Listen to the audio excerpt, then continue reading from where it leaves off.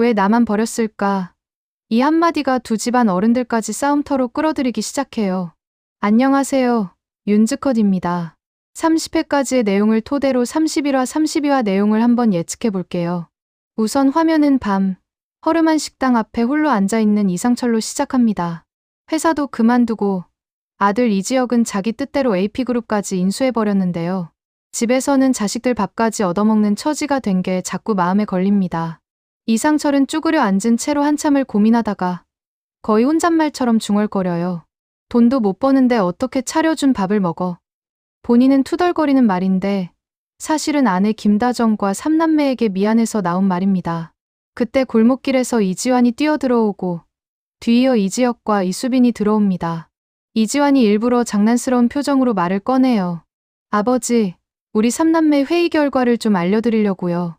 회의 내용은 간단합니다. 앞으로 아버지가 다시 일자리 구하겠다고 무리하려 하면 셋이서 막아 세우고 대신 생활비를 나눠서 부담하자는 거죠.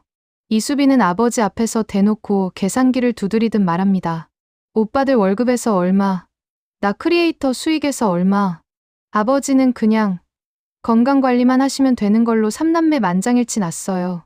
이상철은 괜히 목이 메어서 그게 말이 되냐 하면서도 눈가가 붉어집니다. 이 장면은 이 가족이 서로를 어떻게 지탱하고 있는지 보여주면서 뒤에 터질 더 큰 파도를 예고하는 작은 휴식 같은 순간이 됩니다. 장면이 바뀌면 박진석 회장 집안에 또 다른 폭풍이 몰아칩니다.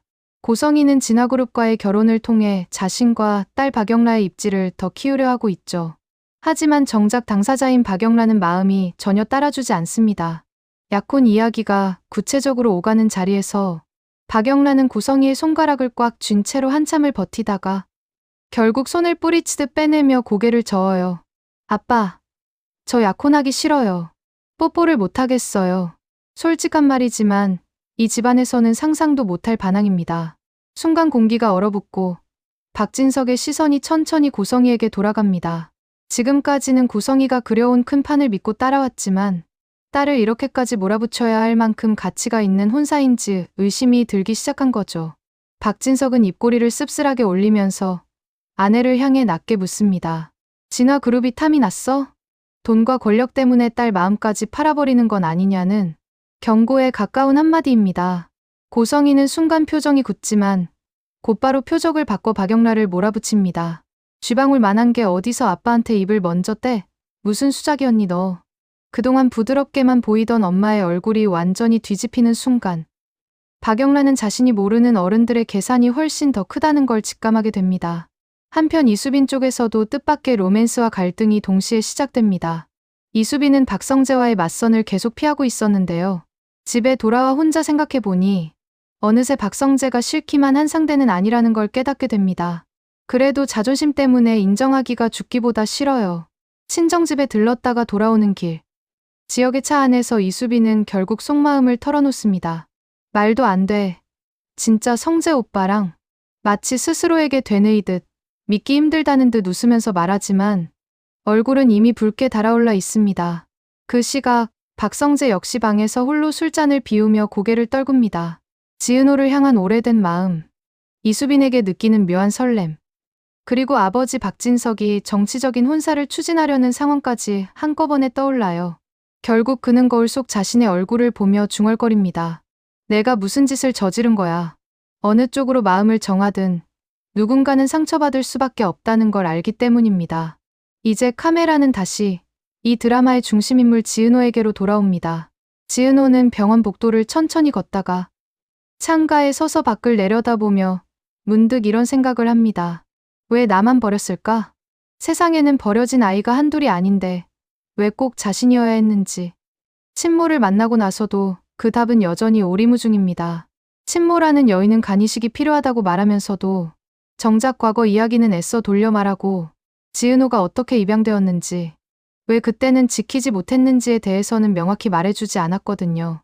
마음 한편에서는 도와주고 싶은 딸의 정이 올라오는데 다른 한편에서는 이용당하는 건 아닐까 하는 불안이 동시에 치솟습니다. 이 갈등을 누구보다 먼저 알아챈 사람은 역시 평생을 지은호를 키워온 양엄마 정순이입니다. 정순이는 식당 문을 닫고 늦은 밤까지도 설거지를 이어가다가 결국 앞치마를 벗으며 딸을 부릅니다. 은호야, 엄마 말 하나만 하자. 지은호가 고개를 들자 정순이는 조심스럽지만 단호하게 묻습니다. 만약에 네 생모가 네가 생각하는 사람이 아니면? 혹시라도 누군가가 간이식이란 절박한 상황을 이용해서 지은호를 속이고 있는 건 아닐까 하는 엄마의 촉입니다. 지은호는 그 말을 듣고 한동안 아무 말도 못합니다. 한때는 엄마라는 이름을 듣기만 해도 가슴이 따뜻해졌는데 이제는 그 이름이 두 사람에게 나뉘어 버렸다는 사실 자체가 너무 괴로운 거죠. 정순이는 그런 딸을 꼭 껴안아 주고 싶지만 혹시라도 상처를 더 건드릴까봐 손을 허공에서 멈춥니다. 그 무렵 이지혁은 AP그룹 인수를 마무리한 뒤 자신도 모르게 지은호의 병원 일정을 계속 체크하고 있습니다. 회사 문제만으로도 머리가 터질 지경인데 지은호까지 힘든 선택 앞에 서 있다는 걸 알게 되자 마음이 더 복잡해진 거죠. 결국 그는 지은호를 병원 옥상으로 불러냅니다. 도시 불빛이 내려다 보이는 자리에서 지은호는 친모가 수술을 미루면 안 된다고, 자신이 공여자가 되면 모든 게 해결될 수 있다고 이야기합니다. 그 말을 한참 듣고 있던 이지혁이 조용히 묻습니다. 마음이 약해질까봐 두려워? 지은호는 순간 들킨 사람처럼 눈을 동그랗게 뜨죠. 맞습니다. 친모를 의심하는 자신이 너무 나쁜 사람 같을까봐. 어느 쪽으로 결정을 해도 후회할 것 같아서 그게 제일 두려운 겁니다. 이지혁은 회사 인수 과정에서 봐왔던 수많은 계약서와 이해관계자들의 얼굴을 떠올리며 이 일도 단순한 모성의 감동으로만 보기엔 너무 냄새가 난다고 말해줍니다. 지은호에게 필요한 건 눈물이 아니라 사실과 증거라고요. 이 말이 결정적인 전환점이 됩니다. 지은호는 더 이상 감정만으로 끌려가지 않겠다고 다짐해요. 그래서 병원을 찾아가 담당 의사와 상담하면서 조심스럽게 기록을 열람해도 되는지, 자신과 친모의 검사 결과, 수술 계획이 어떻게 짜여 있는지를 하나하나 확인합니다. 하지만 병원 쪽은 유난히 폐쇄적입니다. 설명은 친절하지만 핵심 서류는 계속 미루기만 하죠. 지은호는 불안해져서 입양 당시 기록을 보관하고 있을 법한 사회복지기관을 직접 찾아갑니다. 거기서 지은호는 단호한 표정으로 직원에게 말합니다. 그래서 찾고 싶어요. 날 버렸다는 확실한 증거요. 그냥 감정적인 위로가 아니라 정말로 누가 자신을 버렸고 누가 자신을 선택했는지 정확히 알고 싶다는 뜻입니다. 직원은 규정상 모든 걸 다 보여줄 수는 없다고 하면서도 오래된 서류 더미에서 몇 가지 단서를 찾게 됩니다. 입양 당시 병원 이름, 담당 의사, 그리고 지은호가 태어나던 시기에 같은 병원에 있었던 다른 산모의 이름까지. 이 이름들 중 하나가 최근 지은호에게 간이식을 부탁한 그 생모의 이름과 미묘하게 엇갈려 있다는 사실이 암시됩니다.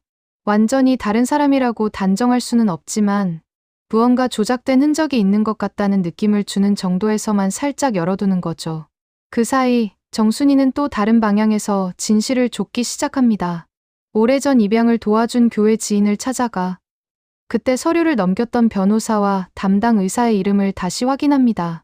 그리고 그 중 한 명이 현재 고성이와 같은 재단 쪽 인사와 얽혀 있다는 걸 알게 되면서 정순이 쪽에서도 큰 의심이 자라납니다. 이 과정이 31화의 큰 줄기라면 32화에서는 의심이 점점 한 곳으로 모여가면서 긴장감이 더 올라갑니다. 지은호는 새벽녘 집으로 돌아오는 길에 다시 한번 자신을 키워준 집 앞을 바라보며 멈춰섭니다.